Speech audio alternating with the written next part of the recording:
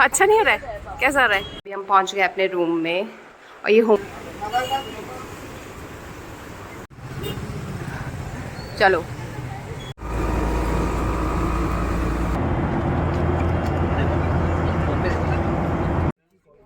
Hello everyone, welcome to my vlog. तो ये vlog बहुत ज़्यादा स्पेशल है क्योंकि हम जा रहे हैं अंडमान। तो सबसे पहले सिलीगुड़ी से हमारी है ट्रेन वंदे भारत, जो कि हमें छोड़ेगी कोलकाता, और कोलकाता से है फिर हमारी फ़्लाइट नेक्स्ट डे।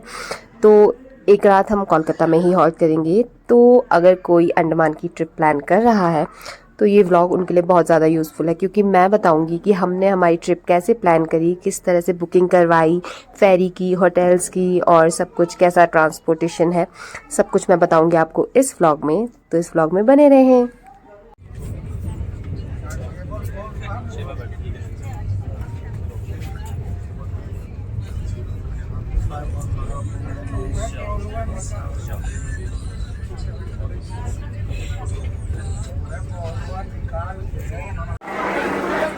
हम पहुंच गए हैं कोलकाता हावड़ा जंक्शन, और ये है रेलवे स्टेशन, और आगे हमें मिलेंगे जो हमारे साथ आए। तो नेक्स्ट मॉर्निंग हम हैं कोलकाता में और हमें जाना है एयरपोर्ट, और हम जाएंगे मेट्रो से, जो बहुत सस्ती पड़ती है, और हमारा होटल भी रेलवे स्टेशन के पास ही था। तो डायरेक्ट मेट्रो है एयरपोर्ट तक की। अगर हम टैक्सी में जाते तो 1000 से 1500 रुपये लग जाते हैं हमें, तो इसलिए हम मेट्रो से जाएंगे। और उससे पहले हम करते हैं नाश्ता। तो एक स्टॉल में भीड़ लगी है, देखते हैं कैसा है। अच्छा नहीं हो रहा है, कैसा हो रहा है? तो मेट्रो से हम पहुंच गए हैं एयरपोर्ट, और थोड़ी देर में हमारी बोर्डिंग है। 2 घंटे की हमारी फ़्लाइट है, और जे की पहली फ़्लाइट है। देखते हैं उसको कैसा लगता है, परेशान करता है या नहीं। बट देखो, लग नहीं रहा है ये परेशान करेगा, आराम से बैठा है, चिल। कुछ देखते हैं। हम खा रहे हैं अपना ट्रेन वाला चकना, जो हमें ट्रेन में मिला था।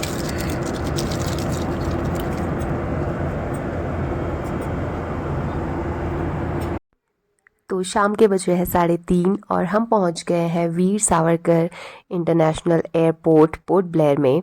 तो सबसे पहले अब हम जाएंगे अपने होम स्टे, जो मैंने एयरबीएनबी से बुक कराया था, और ओनर से मेरी बात हो गई थी और रिव्यूज़ भी अच्छे थे।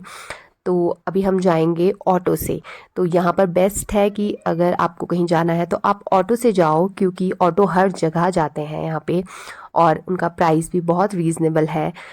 और ये ट्रिप हमने खुद प्लान की है, मतलब हमने कोई पैकेज नहीं लिया है। ज़्यादातर लोग जो अंडमान आते हैं वो पैकेज लेके आते हैं, क्योंकि इजी रहता है। लेकिन पैकेज में बाउंडेशन रहती है टाइम की, आपको इतने बजे हम वहाँ लेके जाएंगे, इतने बजे तक वहाँ रुकेंगे, तो वो सब अपने को पसंद नहीं है। तो हम अपनी मर्ज़ी से घूमेंगे, खुद एक्सप्लोर करेंगे। तो चलो अब आगे चलते हैं, मैं आपको दिखाती हूँ हमारा होम स्टे कैसा है। पहले बाहर जाते हैं और लेते हैं ऑटो।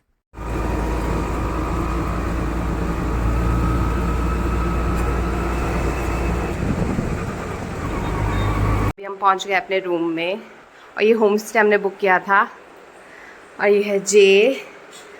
तो अच्छा है, और एयरपोर्ट के बहुत पास भी है, तो हम इजीली पहुंच गए। ऑटो से हमें लगा सिर्फ 70 रुपीज़। वो उसने हमसे ज़्यादा ले लिया, पहले 50 बोल रहा था। तो अब फिर हम जाएंगे शाम को मार्केट घूमने, फिर मैं आपको दिखाती हूँ कैसा है। तो ये हमारा पहला दिन पोर्ट ब्लेयर में। तो अभी हम घूम रहे हैं शाम को मार्केट, और कल है हमारी फेरी हैवलॉक के लिए। तो यहाँ पर 2-3 आइलैंड है जहाँ पर सब जाते हैं जो घूमने के लिए है। पहला है हैवलॉक, और फिर है नील, और रॉस आइलैंड और नॉर्थ पे है जो बहुत पास है, उसमें जाने का कोई दिक्कत नहीं है। फेरी ऑनलाइन उसी टाइम बुक हो जाती है, ऑन द स्पॉट। तो हमको जाना है कल हैवलॉक। तो हैवलॉक की फ़ेरी 2 तरह की होती है, एक प्राइवेट और एक गवर्नमेंट। तो हमने गवर्नमेंट कराई है, क्योंकि गवर्नमेंट बहुत ही ज़्यादा चीप पड़ती है। प्राइवेट फेरीज़ आपको जहाँ एक जने का 1500 से स्टार्ट होता है, 2-3 हज़ार पर पर्सन, वहीं गवर्नमेंट फेरी 700 रुपये से स्टार्ट हो जाती है, 700 से 800, 900, 1000, इससे ज़्यादा नहीं। तो हमने गवर्नमेंट फेरी बुक कराई, जो कि थोड़ा मुश्किल था ऑनलाइन बुक कराना, बट हो गया था। उसका लिंक मैं आपको डिस्क्रिप्शन में दे दूँगी, हमने कौन सी वेबसाइट से करवाई है। और अगर होटल की बात करें तो होटल भी हमने पहले ही ऑनलाइन बुक करा लिया था, तो उसकी बहुत सारी वेबसाइट्स है, अगोडा, मेक माई ट्रिप, booking.com, किसी से भी करवा सकते हो। और हाँ, बुक करने के बाद मेक श्योर कि आप एक बार होटल में कॉल करके ज़रूर पूछ लें कि आपकी बुकिंग कंफर्म हो गई है या नहीं, क्योंकि हमारे साथ ऐसा हुआ कि हमारी बुकिंग कंफर्म नहीं हुई थी। तो बट ऐसा कुछ नहीं है, होटल्स बहुत सारे हैं, आपको कहीं पर भी मिल जाएंगे और आपके बजट के हिसाब से। तो हमने सोचा था कि हमारा बजट रहेगा होटल का 2000 से 3000 मैक्सिमम, क्योंकि बस रात को ही स्टे करना है, क्योंकि दिन भर तो घूमते रहते हैं। तो 2000 से 2500 में भी आपको बहुत अच्छे अच्छे होटल्स मिल जाएंगे, और जिनके प्राइवेट बीच भी हैं। तो हमारा प्राइवेट बीच वाला ही होटल था। मैं लिंक डिस्क्रिप्शन में डाल दूँगी कि हमने कौन सा होटल बुक करवाया था जिसमें प्राइवेट बीच है। और वहीं हमने पैकेज पूछा था, तो पैकेज 65,000 से 70,000 तक था, और वो भी हम जब गए थे उस टाइम पे कम था। अगर आप पीक टाइम पे जाओगे, जो कि रहता है क्रिसमस और न्यू ईयर के टाइम पे, उस टाइम पैकेज और भी ज़्यादा हाई हो जाता है, यानी कि 30-40% और भी ज़्यादा आपको महंगा मिलेगा। तो हमने सोचा कि हम खुद से ही जाएंगे, क्योंकि अपने ही देश में जा रहे हैं यार, कहीं फॉरेन तो जा नहीं रहे हैं कि कोई लैंग्वेज का बैरियर हो गया कुछ। सबको हिंदी आती है, सबको इंग्लिश आती है, और बहुत ईजी है जाना, कोई मुश्किल नहीं है। तो अभी हम करते हैं मार्केट एक्सप्लोर, बाकी की इन्फॉर्मेशन मैं दूंगी आपको थोड़ा सा आगे। अच्छा है, साफ़ सुथरा, अच्छी जगह है।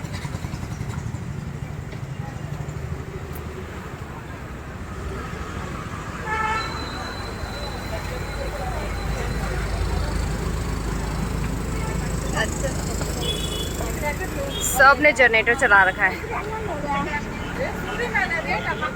हाँ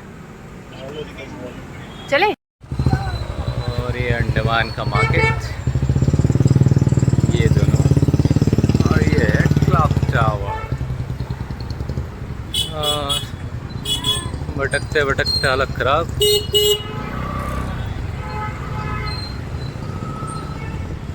पता नहीं कहाँ कहाँ जाता है रास्ता।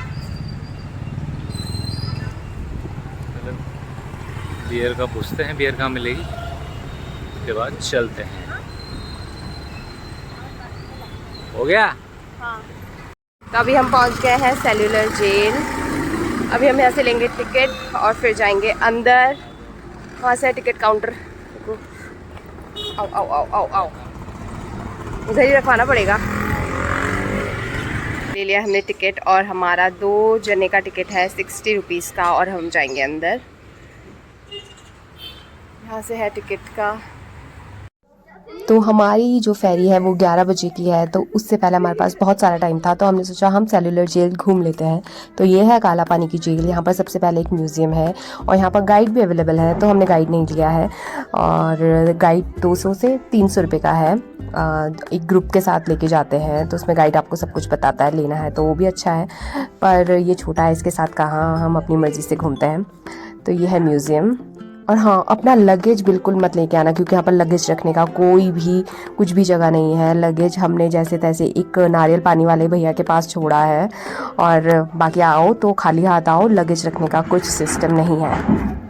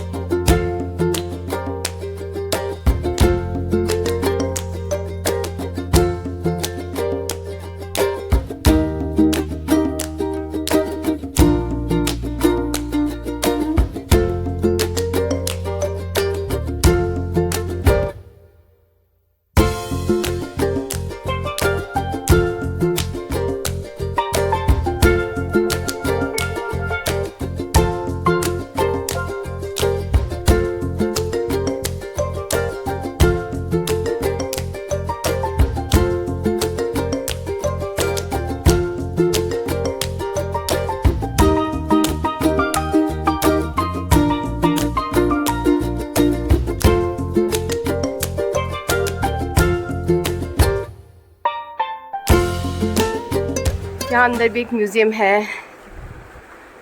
वाइपर जेल निर्माणाधीन 1864।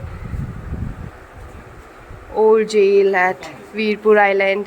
तो इनके नाम पहले ऐसे ही थे, वीरपुर, और हैवलॉक का नाम ये बाद में पड़ा, पर तो अब इनका नाम फिर से चेंज कर दिया है, जैसे शहीद द्वीप, स्वराज द्वीप, नाम चेंज कर दिया है। और ये तब की फ़ोटोग्राफ्स है। तो ये एक म्यूज़ियम है।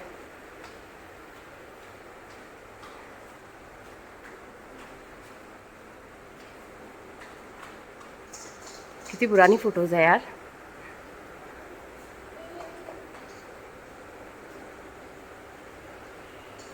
तो ये है जेल, ऐसी दिखती है।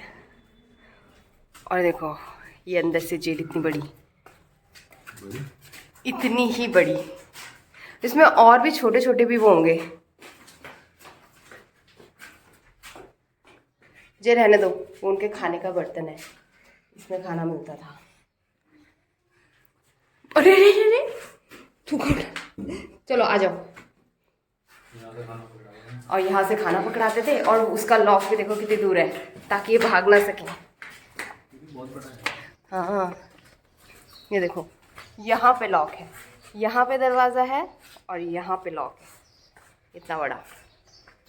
लाइट शो, तो उसके लिए चेयर्स लगी हैं।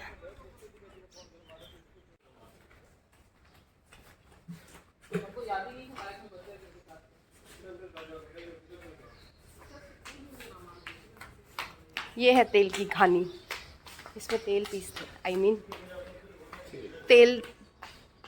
तेल निकलता था इसमें।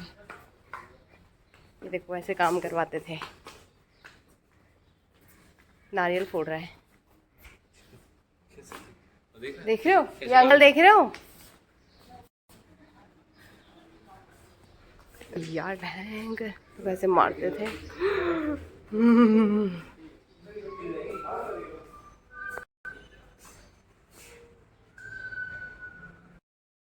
और ये है यहाँ का फांसी घर, जहाँ फांसी दी जाती थी, जिस जेल में कैदी रहते थे। और देखो ये फंदे और ये पॉइंट्स है, और फिर यहाँ से एक खींचते थे तो ये खुल जाता होगा। और नीचे भी है काफ़ी गहरा, फिर नीचे जाते थे उनकी बॉडी लेने, यहाँ चेक करते होंगे मरेगी नहीं मरे। वहाँ से देखो कितनी हाइट है, 8-9 फीट तो होगी। ऐसा यह रास्ता। तो सेल्युलर जेल घूमने के बाद ये है सामने एक वीर शिवाजी पार्क। यहीं पर हमने देखो अपना लगेज रखवाया था एक भैया के पास। तो अब निकलते हैं हम हैवलॉक के लिए। एक छोटा सा नेक्स्ट एक व्लॉग मैं बनाऊंगी, जिसमें मैं हैवलॉक का और नील आइलैंड का आपको दिखाऊंगी कि कैसा है, वहाँ पर कौन कौन सी एक्टिविटीज़ आप कर सकते हो। स्कूबा डाइविंग वगैरह अगर करनी है तो उसका प्राइस कितना रहेगा, कैसे कहाँ कहाँ घूमने जा सकते हो, और होटल कैसा है, वो सब। तो ये वाला व्लॉग करते हैं हम यहीं पर समाप्त, और मिलते हैं आपसे नेक्स्ट व्लॉग में। तब तक के लिए बाय बाय, टेक केयर।